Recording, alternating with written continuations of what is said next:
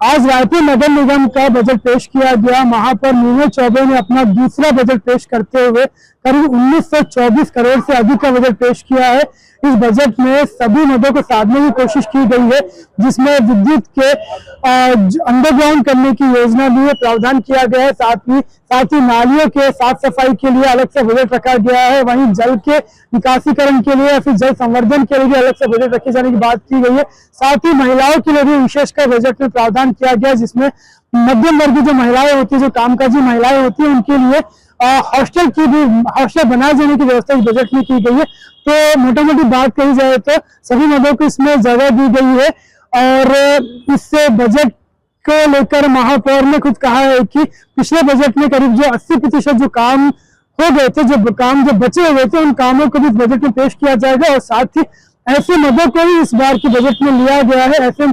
ऐसे जो कामों को भी निगम में लिया गया है, जिससे एक साल में पूरा किया जा सके। तो साथ ही महापौर ने पूरी तरह से कॉन्फिडेंस के साथ में कहा है कि हमने जो कोई भी वादे किए हैं, पूरे के पूरे वादे हम एक साल में पूरे करेंगे। और जो कुछ भी एक रायपुर जो राजधानी है, छत्तीसगढ़ की जो राजधानी को मिलनी चाहिए, जो एक रायपुर नगर निगम को जो चीजें मिलनी चाहिए, जो काम किए जाने चाहिए, सारे काम इस बजट में किए जाएंगे। और बजट में उन्होंने प्रावधान भी किए। साथ ही कॉन्फिडेंस के साथ में कहा है कि सारी की सारी चीजें शहर की जनता को एक साल में मिलने जा रही है।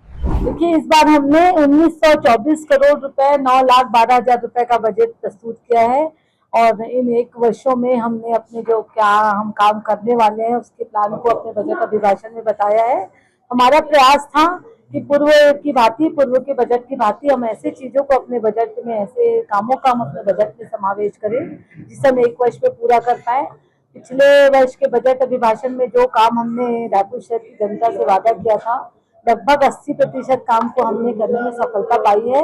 इस बार भी हमारा प्रयास रहेगा कि जिन कार्यों का जिक्र हमने अभिभाषण में किया है, उसे हम पूरा करें। हमारा ये जो बजट है उसमें सारे वर्गों के लिए समावेश है।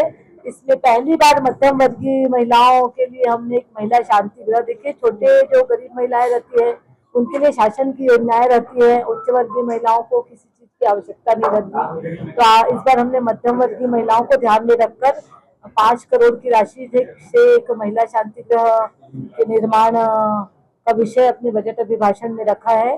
शहर की संस्कृति को पहचान दिलाने के लिए और शहर की जनता को आपस में जोड़ने के लिए खारून महोत्सव का आयोजन प्रति वर्ष होगा, इसका समावेश हमने अपने बजट अभिभाषण में किया है। और युवा एवं खेल विकास के लिए भी हमने अपने बजट अभिभाषण में लिखा है। पेयजल संकट को दूर करने के लिए